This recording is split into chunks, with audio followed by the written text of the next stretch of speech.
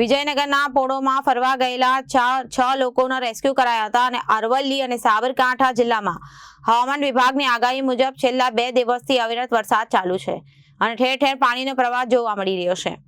આજે વિજયનગર ખાતે આવેલ ફોલો ફોરેસ્ટ ખાતે વહેલી સવારે 6 જેટલા ઇન્ટર્નશિપ કરનાર છોકરાઓ પોળોમાં પડોમાં આવેલા વહેતી નદીમાં પાણીનો પ્રવાહ ઓછો હોવાથી નદી ઓળંગી પોળોમાં ફરવા ગયા હતા। અરવલ્લીના સાબરકાંઠા જિલ્લામાં હવામાન વિભાગની આગાહી મુજબ છેલ્લા 2 દિવસથી અવિરત વરસાદ ચાલુ છે અને ઠેર ઠેર પાણીનો પ્રવાહ જોવા મળી રહ્યો છે।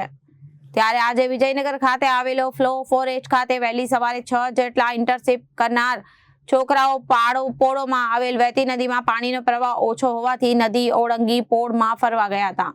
થોડા સમય પછી વડદ ડેમમાં પાણીનો પ્રવાહ વધતા નદીના ડેમમાં પાણી છોડાતા નદીમાં પાણીનો પ્રવાહ વધ્યો અને આ 6 ફરવા ગયેલ લોકો ફસાઈ ગયા હતા।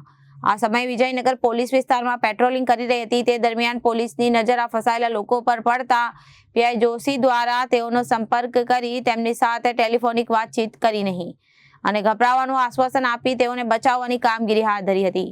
સાતવારે પોલીસે પોળો ફોરેસ્ટના ચોકીદારને સાથે રાખી બીજી તરફના આવેલ ડુંગરો ઓળંગી ફસાયેલ લોકો પાસે જઈ તેમના સાંત્વના આપી હતી।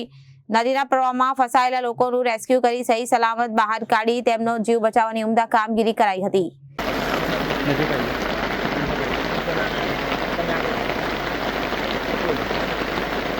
અમે 6 વાગ્યા જેવા અંદર પ્રવેશ કરેલો એ વખતે વરસાદ બહુ ઓછો હતો એટલે અમે અંદર જતા રહેલા, પણ પછી જ્યારે ધીરે ધીરે વરસાદ વધવા માંડ્યો અને એકદમ પછી પાણીનું લેવલ ઉપર આવવા માંડ્યું અને પછી અમે જ્યારે ફસાઈ ગયેલા ત્યારે આપણા પોલીસ કર્મચારીઓએ અમને મદદ કરી અને સુરક્ષિત રીતે બહાર કાઢ્યા।